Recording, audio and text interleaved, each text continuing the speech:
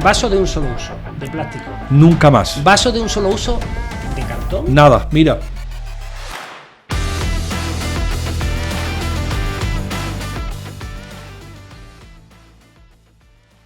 De hecho, me interesa mucho una perspectiva que tiene, y es que habla en algunas de tus publicaciones que en la antigüedad la mujer no se tenía como referente de la sociedad. Es decir, casi todo el análisis se ha hecho sobre... Terrible, terrible. ¿Sabes que nosotros empezamos en el año 2000 a diferenciar? Tú sabes, los estudios que tú decías epidemiológicos son estudiar poblaciones, ¿no? Hay varios estudios, ¿no? Puedes coger a 3.000 individuos y seguirlos durante 30 años, costosísimo, porque son sanos y tienes que ver cómo enferman, o puedes coger grupos de enfermos y no enfermos y preguntarle, están apareados por edad y por sexo, y preguntarle, ¿tú qué has hecho para estar enfermo y tú no? Un estudio de casos y controles o un estudio geográfico. En todos esos estudios de la epidemiología se ha ido siempre midiendo y viendo cómo ocurrían las exposiciones. Bien, el problema grave es que nunca habíamos diferenciado entre hombres y mujeres. Hacíamos grupos de edad, los jóvenes, los niños, los adultos, y en el año 99-2000 empezamos a separar todos nuestros estudios, no solamente por humanos, sino por machos y hembras.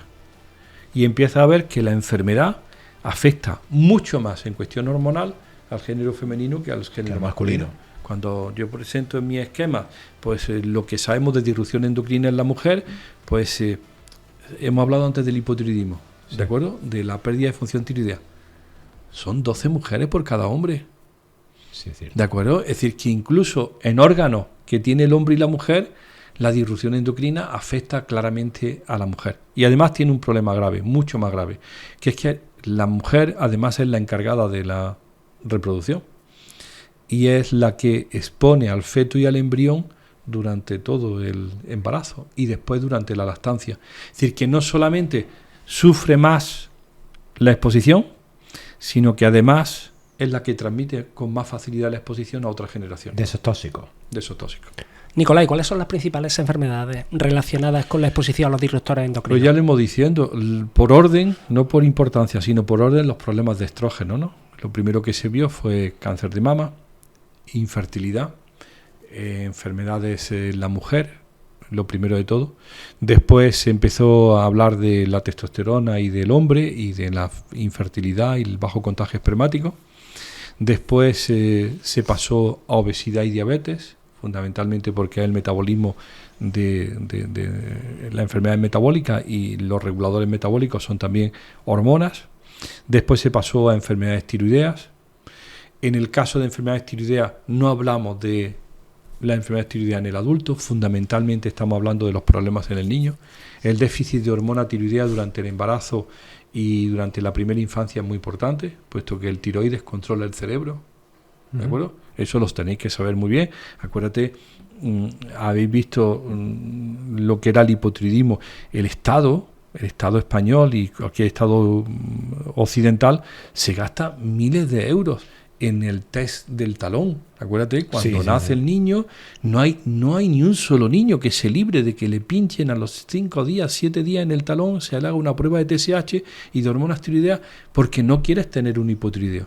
Si a un niño le falta la hormona tiroidea desde el nacimiento, cada día que le está faltando cuenta mal para su vida, ¿no?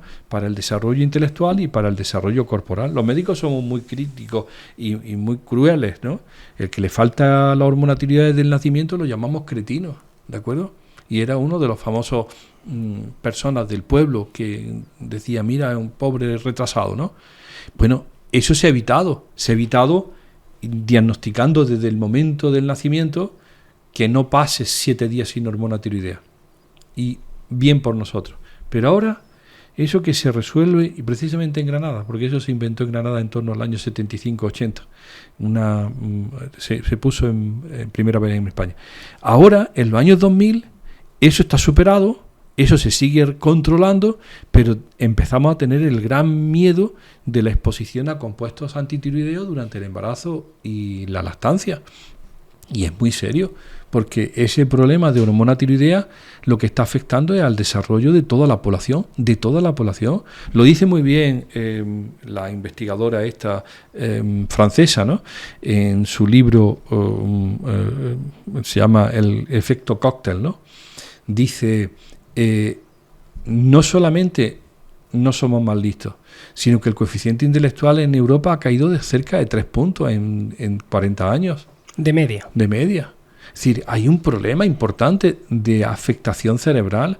Cuando esta investigadora te da las cifras, por ejemplo, de quién está en las cárceles norteamericanas, habla mucho de la dislexia. Es decir, hay un montón de gente que está inadaptándose al ritmo que queremos que todos llevemos porque hay un problema de enfermedad tiroidea o de enfermedad hormonal.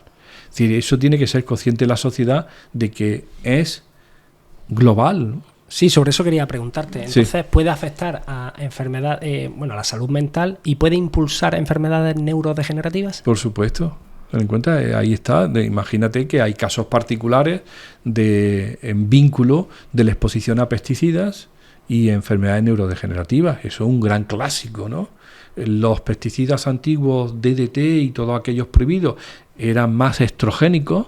Los pesticidas que han dominado el mercado desde los años 80 hasta el año 2010 o así, eran claramente neurotóxicos. El famoso pesticida organofosforado, ¿no? Y lo más que había era un efecto neurotóxico.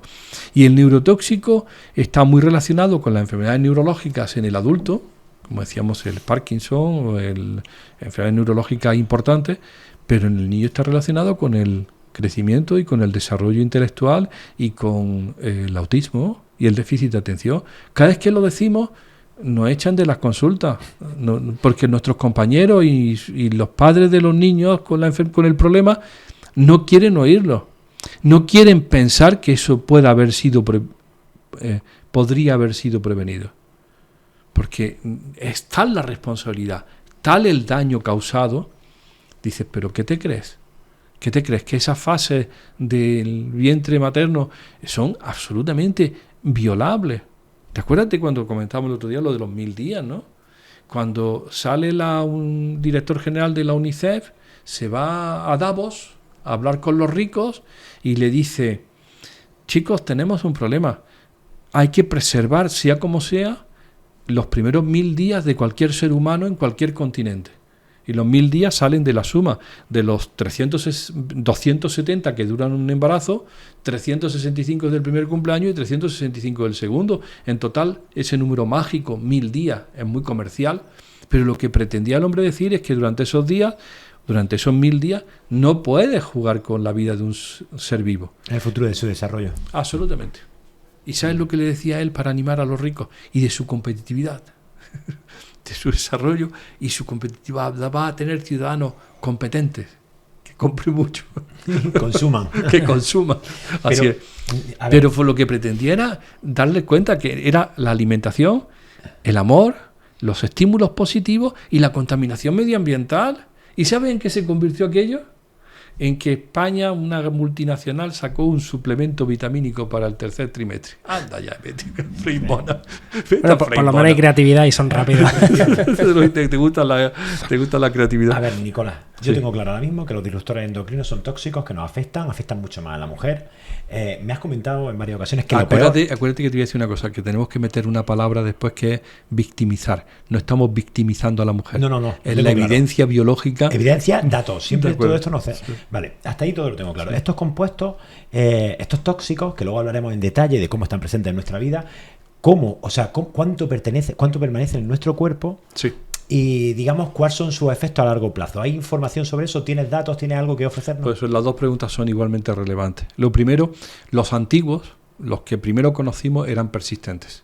Y eso ha sido la gran lucha de la toxicología y de la regulación para sacar del mercado a los productos que son persistentes.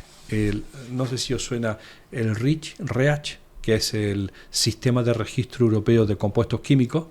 Es mencionarle carcinogénesis, mutagénesis o persistencia es como mencionarle la bicha, ¿no? Los compuestos no pueden ser carcinogénicos, los compuestos que están en el mercado no pueden ser mutagénicos, es decir, dañar el ADN, y la persistencia es la peor palabra que pueda haber. quieren compuestos que no afecten al ADN, porque se ha pensado que ahí está todo, y por supuesto que no sean persistentes. Entonces se ha cambiado completamente el perfil de compuestos ambientales a aquellos que no tienen persistencia, porque los persistentes se acumulan en el organismo y están ahí para siempre, ¿de acuerdo? Bien, entonces se han hecho compuestos con vidas más cortas, con tiempos de permanencia en el ambiente más cortos, pero es que la exposición es diaria. O sea, me estás contando con eso que no se puede solucionar. Es decir, en lugar de erradicar el problema, buscamos productos que tengan menos permanencia. Por supuesto, estamos ahora mismo en 145.000 O sea, y la mayor parte de ellos ya no son persistentes. Hay datos, hay informes, hay evidencia y aún así no hacemos nada. Te voy a contar, no quería contártelo, pero te lo voy a contar la gran desgracia. Hace 5 años se levantó la gran señal de alarma. Un grupo de compuestos químicos muy utilizados, con miles de utilidades, y que está representado por más de 9.000 compuestos químicos de esos 140.000, son terriblemente persistentes y están en todas las utilidades de nuestra vida. Se le conoce como los compuestos para siempre, compuestos químicos para siempre, en inglés Forever Chemical. ¿Y cuáles son? Los perfluorados, el recubrimiento de las sartenes antiadherentes, el componente de los cosméticos, lo que lleva tu tresillo y tu sillón que te acabas de comprar, que pone un letrero que pone antimanchas, lo que llevan el hilo dental, lo que lleva el aislante de la ropa de invierno. Todos esos compuestos son perfluorados. La Unión Europea le acaba de echar la cruz, los llama los enemigos públicos número 1, ¿de acuerdo? Porque, te voy a contar el disgusto, una vez incorporado a tu organismo, no hay manera de eliminarlos. El enlace, esto no le va a gustar a tus oyentes, pero el enlace entre el carbono y el flúor es irrompible. No hay ser vivo que pueda metabolizar el enlace entre el carbono y el flúor. Y empiezan a acumularse dentro del organismo y aumentan. Ya lo tenemos descrito en España. Tienen más cuanto más viejo eres, ¿de acuerdo? Aumenta con la edad, excepto en una situación. ¿Qué hace disminuir los perfluorados en sangre? El número de embarazos. Cuanto más embarazo, más se limpian. Y más lactancia. La lactancia y los embarazos es la mejor manera de quitarse los perfluorados de en medio. Pero claro, se lo pasa. Hay ya tantísima mujer que no tiene hijos. No, pero ya no es eso, se lo pasa claro, a su hijo. esto es. Sí, esto es. La había traído porque entonces es tóxico esta sartén. Absolutamente, pero declarado y visto. ¿Sabes? Porque esto es mejor tirarlo. Absolutamente, tirarlo y no engañarte. Porque ¿sabes cuánto ha prohibido la Unión Europea en estos años? 13. Lo voy a decir otra vez. 13. ¿Y cuánto hay en el catálogo? 9.000. Y dices, ¿otra vez? Bueno, te voy a insultar. Ya me lo hiciste con los organoclorados, con el DDT y su familia. Me lo hiciste en los años 90 con los organobromados. Y ahora con los fluorados. ¡Que no sigas! Y ahora, dinero. Publicaciones. Publicaremos como, yo no sé si habremos publicado 40 papers en florados. Sí, mucha información, pero ninguna acción. Bueno, la acción lentísima.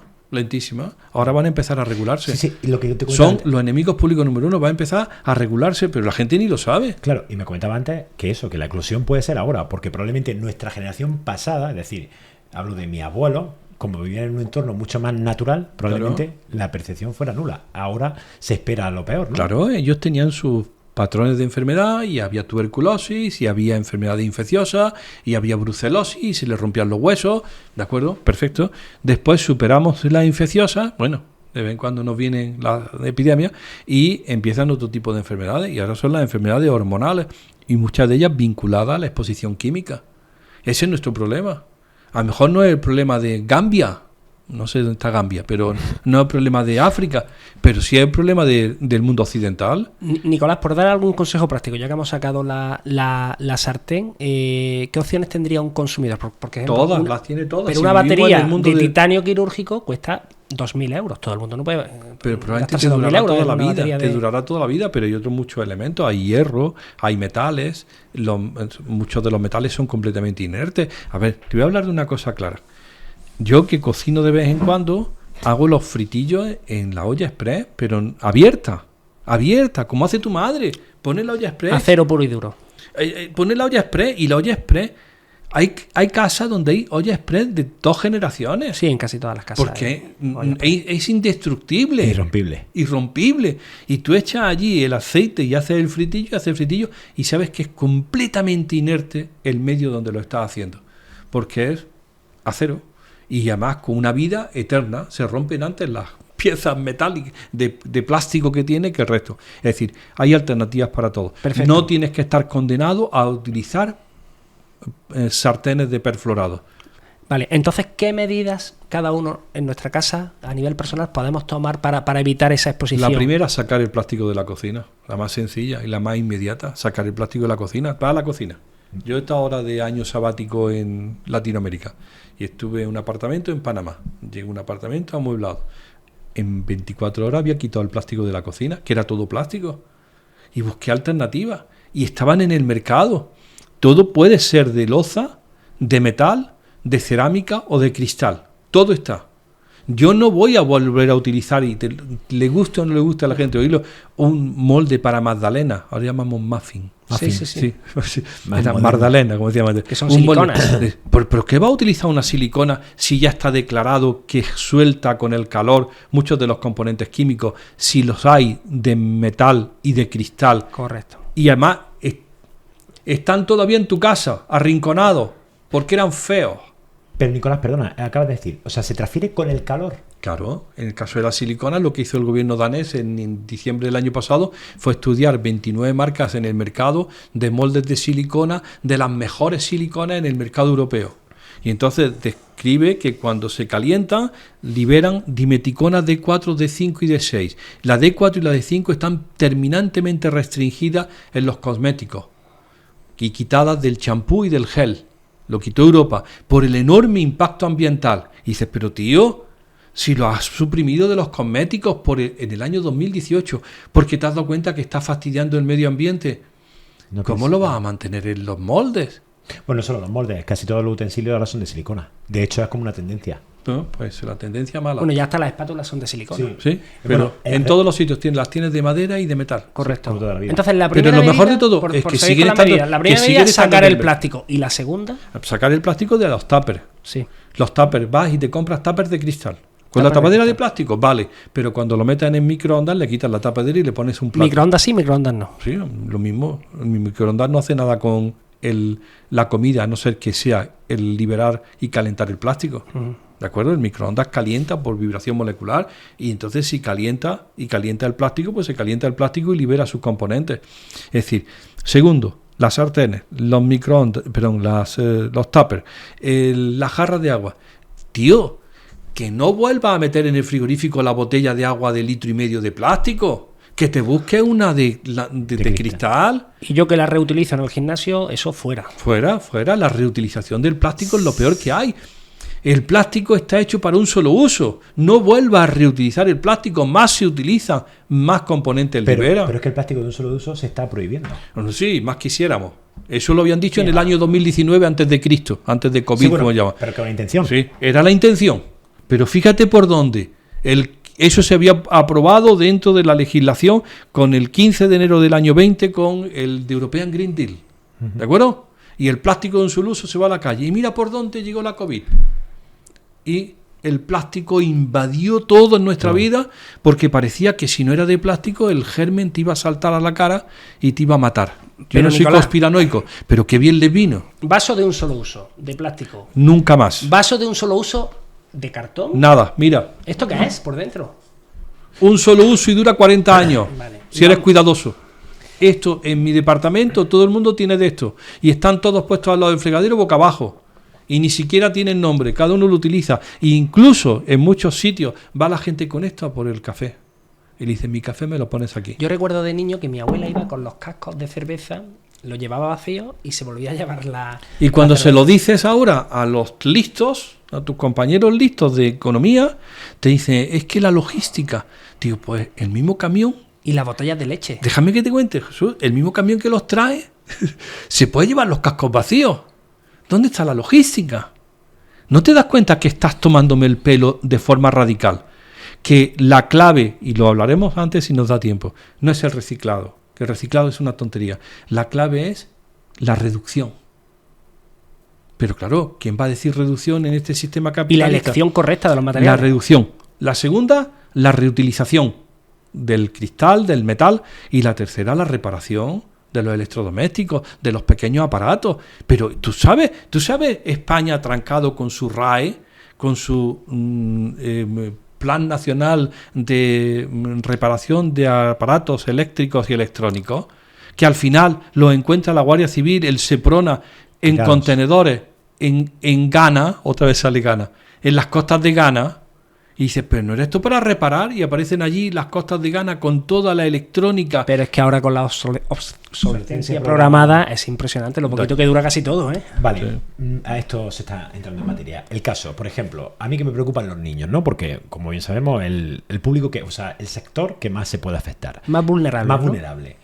Pero plástico. El más vulnerable es la mujer joven, La mujer joven. en edad de procrear. pero entiendo Vamos a que- ir para atrás. Pero como decía antes, que los niños en su fase de evolución. Sí, la primera de todas es el embrión y el feto. Y eso ocurre cuando la madre ni siquiera estaba preñada. Vale, el biberón. Te voy a dar un disgusto. La mala calidad seminal de un tipo de 36 años que de pronto ve que no tiene calidad seminal, según nuestra hipótesis, que seguimos con los daneses, se decidió en los primeros 40 días posfecundación, cuando ni siquiera la madre sabía que estaba preñada. O sea que probablemente ese chaval Entonces, hace 40 años que estaba La jodido. exposición estrogénica, esa es la hipótesis que hemos trabajado durante 30 años. La exposición estrogénica de la madre en las primeras semanas del embarazo va a determinar la calidad seminal y el fracaso del niño como procreador. Pues en ese momento, en esos 40 días, se está definiendo la calidad seminal. Claro, pero entiende Imagínate que tú. Entonces, ¿a quién tienes que proteger? No al niño, que es importante, a la mujer. sin victimizarla, como decíamos antes.